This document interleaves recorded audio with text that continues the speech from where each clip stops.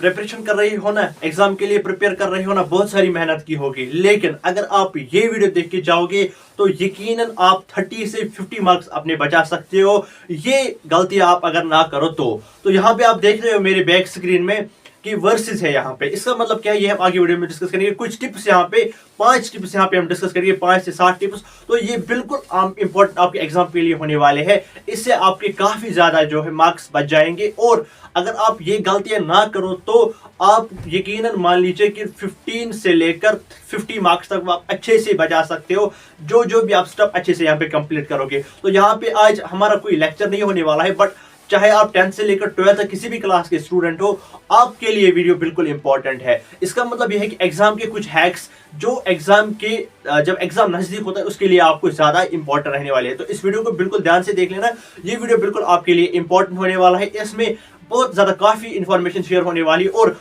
इसमें live examples होंगे, आपको खुद भी फील होगा कि ये हमारे साथ हो रहा है। तो आप मान के चलिए आज हम क्या डिस्कस करने जा रहे हैं, 7 scientific tips for exam preparation, जिससे आपकी प्रिपरेशन में ज्यादा इजाफा हो सकता है।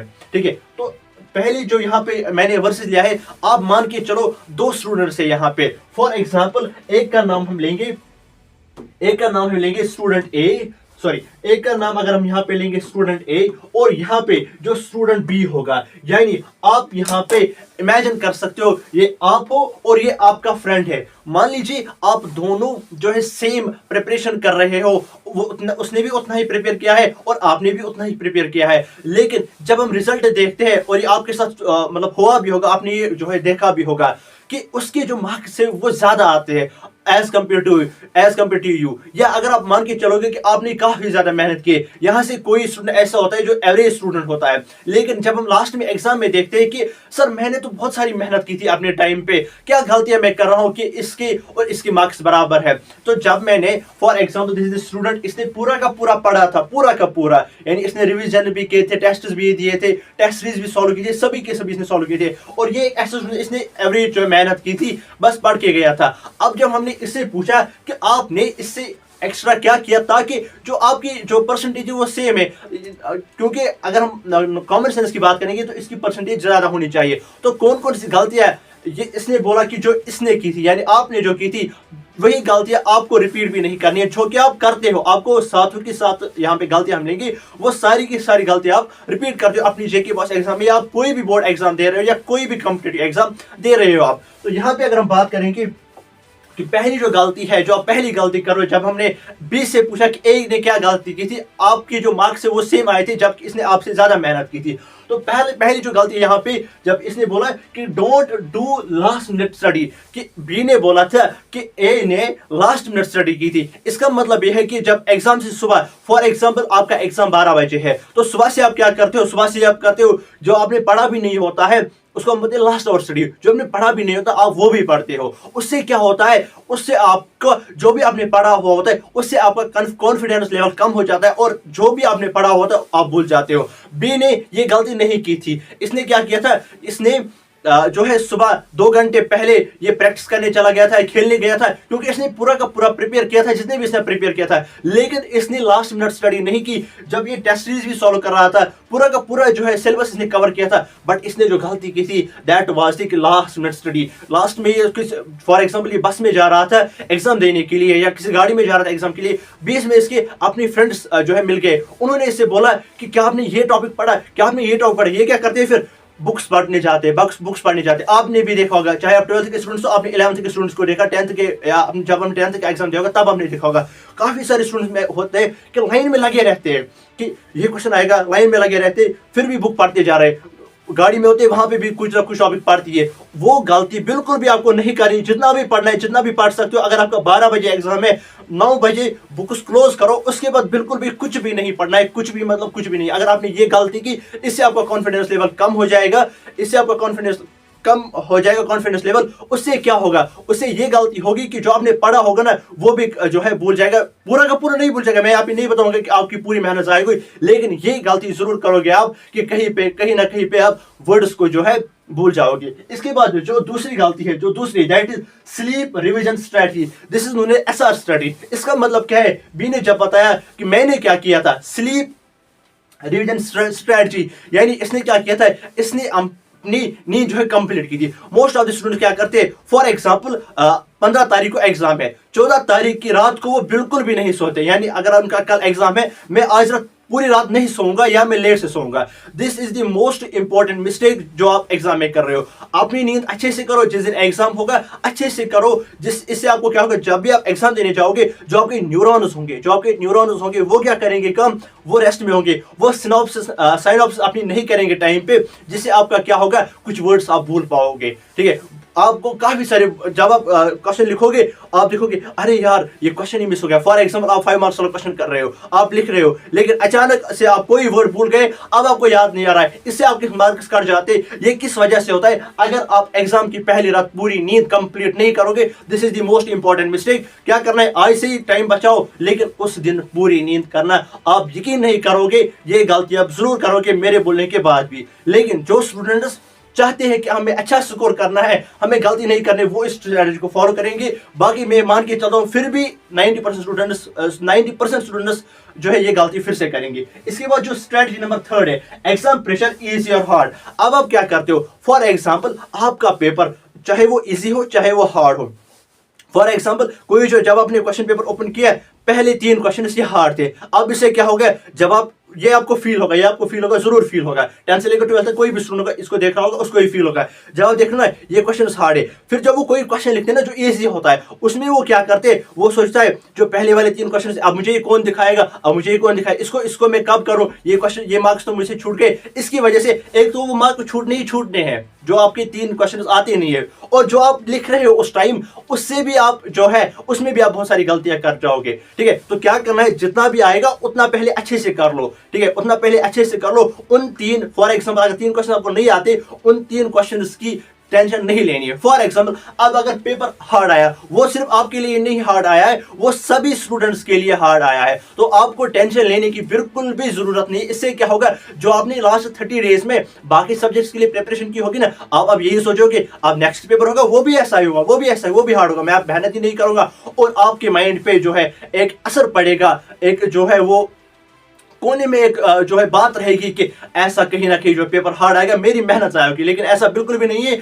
जब पेपर हार्ड आएगा वो सबके लिए हार्ड आएगा, और उस टाइम जो है मान के चल लीजिए उस टाइम जो है वो पेपर इजी आएगा, और वो पेपर इजी नहीं आएगा उस टाइम। अगर पेपर हार्ड होगा उस टाइम चेकिंग इजी होगी, अच्छे से वो मार्क्स अच्छे से दे देंगे आपको। चलिए आगे चलते। इसके बाद फोकस ऑन आंसर्स। इसका मतलब क्या है, इसका मतलब यह है कि, इसका मतलब ये नहीं, इसका मतलब आप मान के चलिए ये मतलब है डोंट फोकस ऑन आंसर्स। ठीक है, अब आप ये पूछोगे कि इस बी ने ये क्या बताया कि मैंने आंसर्स पे फोकस नहीं किया। इसका मतलब है कि आपको क्वेश्चंस पे फोकस करना है, चाहे मैं 10th को पढ़ा रहा हूं, 12th को पढ़ा रहा हूं, 11th को पढ़ा रहा हूं, हर किसी को मैंने ये बात बोली है। जब भी मैंने एमसीक्यूज को सॉल्व किया है, मैंने आपको उस टाइम बताया है कि एमसीक्यूज को अच्छे से पढ़ना। वहां पे दिया हुआ होता है which is not correct। अब आप क्या करते हो, जल्दबाजी में आप क्या कर लेते हो, ये नॉट है ये आप पढ़ भी नहीं पाते हो। ठीक है, आप क्या करते हो, विच इज करेक्ट, नीचे पहली ऑप्शन देखते हो, उसको आपको लगता है कि ये करेक्ट है, आप टिक दे देते हो, तो ये गलती होगी। आपको ये इस टाइम इजी लग रहा होगा, बट ये गलती आपको होगी अगर आप अच्छे से क्वेश्चंस नहीं पढ़ोगे। तो आंसर से ज्यादा आप फोकस किन पे करोगे, आप क्वेश्चंस पे फोकस करोगे। ये यहाँ पे है, ये जो यहाँ पे strategy, don't focus on answers, यानी आंसर्स पे आपको फोकस नहीं करना है, ज्यादा से ज्यादा आपको फोकस करना है वो क्वेश्चंस पे करना है। ज्यादातर जब एमसीक्यूज होंगे या वेरी शॉर्ट या शॉर्ट आंसर टाइप क्वेश्चंस पे ये गलती होती ही होती है। ठीक है, इसके बाद सर इसने क्या बताया, इस बी ने क्या बताया इस ए को कि इसने क्या गलती की थी। इसके बाद final paper revision, this is the most important बात। इसका मतलब क्या है, जब भी आप पेपर लिखोगे उसको रिवाइज जरूरी से जरूरी करना है, उस पेपर को रिवाइज करना। क्यों सर, फॉर एग्जाम्पल आपको किसी शादी में जाना है या किसी आपको फंक्शन में जाना है, अब आप क्या करते हो, जब आपने कपड़े लगा लिए मेरी तरह, अब आप क्या करते हो, क्या आप ऐसे ही चले जाते हो, नहीं, पहले आप क्या काम करते हो, पहले आप एक बार सच बताना, क्या पहले आप टाइम स्टैम्प से बताना, क्या आप पहले मिरर में खुद को देखते हो ना, क्या सब कुछ सेट हो रहा है, क्या सब कुछ बिल्कुल सही है? इसका मतलब है ऐसे ही आपको क्या करना है, 10 मिनट आपको बचाने अपने एग्जाम्स के लिए, अपने पेपर रिवीजन के लिए। अब आपको क्या करना है, पूरे पेपर को रिवाइज करो, पूरे पेपर को रिवाइज करना है आपको। उससे क्या होगा, उससे आपको लास्ट में एक सेटिस्फेक्शन मिलेगी। ये भी आपने फील किया होगा, जो जिसने ये गलती की होगी, यानी फाइनल पेपर रिवीजन अगर आपने नहीं किया होगा, या अगर आज तक आपने फील भी किया होगा, जब आप एग्जाम सेंटर से बाहर निकलते हो फिर आप लास्ट में कहते हैं अरे यार शिट, ये क्वेश्चन तो छूट गया। क्यों? क्योंकि आपने फाइनल पेपर रिवीजन नहीं किया था। यही गलती किससे हुई थी? ए से। जब इसने सारा का सारा पढ़ा था फिर भी इसने ये वाली गलती की, लेकिन इसने जो है फाइनल जो है लास्ट में जो है इसने पेपर का रिवाइज किया। इसने देखा जितना भी मुझे याद था, जितना भी मुझे आता था, क्या मैंने ये सारा का सारा लिखा या नहीं। लेकिन इसने सारा पढ़ के ये गलती जरूर की होगी, फाइनल पेपर रिवीजन इसने नहीं किया होगा। मैंने भी मतलब एक दो बार ये मैंने गलती की है और मुझे ये फील भी हुआ है कि अरे यार शिट, ये भी छूट गया है। लेकिन आप ये गलती बिल्कुल भी नहीं करना। 10 मिनट, 3 घंटे का पेपर होता है, 10 मिनट जरूरी से जरूरी बचाना। किसके लिए? फाइनल पेपर रिवीजन के लिए। जल्दी जल्दी से पढ़ो, क्या मैंने सब कुछ लिखा है, जो भी मुझे आता था, कुछ तो छूटा नहीं। इसके बाद क्या है sir, most and the most important, that is water बोतल। ये आपको यहाँ पे यकीन नहीं होगा, this is the most important. कि आपको लगता है ना कि लड़कियां क्या करके जाती है, आपको जब हमेशा हमने देखा है, चाहे वो बोर्ड एग्जाम हो, चाहे वो नीट एग्जाम हो, कोई भी कॉम्पिटिटिव एग्जाम हो, हमने ज्यादातर देखा है कि लड़कियों की मार्क्स ज्यादा आते हैं। फिर क्या हम बोलते हैं कि लड़की के साथ ये इसलिए, अरे यार देखो लड़की क्या लेके जाती है, पानी की बोतल लेके जाती है, पेन पेंसिल। अरे पेन पेंसिल की बात छोड़ो, बट लड़कियों का एक, आज लड़के ज्यादातर पानी नहीं लेते साथ में, आज ये कॉपी कर लो इनका। सर इससे क्या इंपैक्ट पड़ेगा? साइंटिफिक इफेक्ट पड़ेगा, साइंटिफिक इफेक्ट पड़ेगा इससे। सर क्या मतलब है इसका? जो आपकी माइंड की न्यूरॉन्स होते हैं ना, जब आपने पूरी प्रिपरेशन की होती है, पूरे महीने 1-2 महीने आप लगे रहते हो अपनी प्रिपरेशन में, जब आप क्या करते हो उसमें आपने जो आपका जो स्लीप एक साइकिल होता है, यानी कितने बजे आप उठते हो, कितने बजे आप सोते हो, ये आपका डिस्टर्ब हुआ होता है। सर इसकी वजह से क्या होता है, फॉर एग्जाम्पल फिर से मैं समझाता हूं।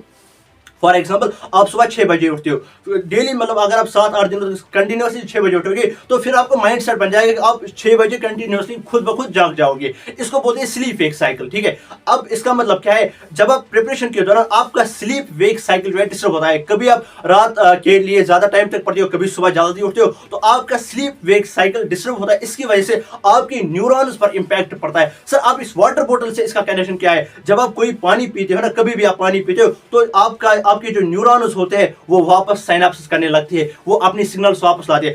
इससे क्या होगा, अगर आप पानी साथ में नहीं लोगे, इससे आपको क्या गलती होगी, आपको खुद ब खुद फील होगा। सर क्या होगा इससे, जब लड़कियां पानी साथ में लेती है ना, जब वो कुछ भूल जाते हैं फिर वो पानी पी लेती है, उससे क्या होगा, उससे उनके न्यूरॉन जो है वो, उन न्यूरॉन्स में कनेक्टिविटी आ जाती है, वो न्यूरॉन्स फिर से कनेक्ट साइनेप्स करने लग जाते हैं, कनेक्शंस लेते हैं, सारी की सारी रिवाइज करते हैं जो भी उसने लर्न किया हुआ होता है। तो ये गलती बिल्कुल भी नहीं करना है कि पानी की बोतल आप जरूर से जरूर साथ में ले जाना है, इससे आपको काफी ज्यादा मदद मिलेगी। जस्ट आज मेरे ऊपर भरोसा करो, जब आपका पहला पेपर होगा ना, पहले पेपर के दिन ये वाली जो है लास्ट वाली बात जो मैंने बोली है, लास्ट वाली जो टिप मैंने बोली है, इसको एक बार आजमा लेना है, इसका फिर आप फीडबैक देख लेना। फिर इसी कमेंट के नीचे आप इसी वीडियो के नीचे आप कमेंट बॉक्स में बता देना क्या इसने वर्क किया या नहीं। सच में बता रहा हूं, इसी वीडियो के इसको आज सेव रख लो अपनी जगह, फिर से कमेंट करके आना, एक बार ट्राई कर लेना। इतने पेपर देने हैं ना आपको अपनी जिंदगी में, बस आज एक बार फिर से ट्राई कर लेना, ये वाटर बोतल ट्रिक आप ट्राई कर लेना। इससे आपको क्या होगी, इससे आपको न्यूरॉन्स में कनेक्टिविटी आ जाएगी।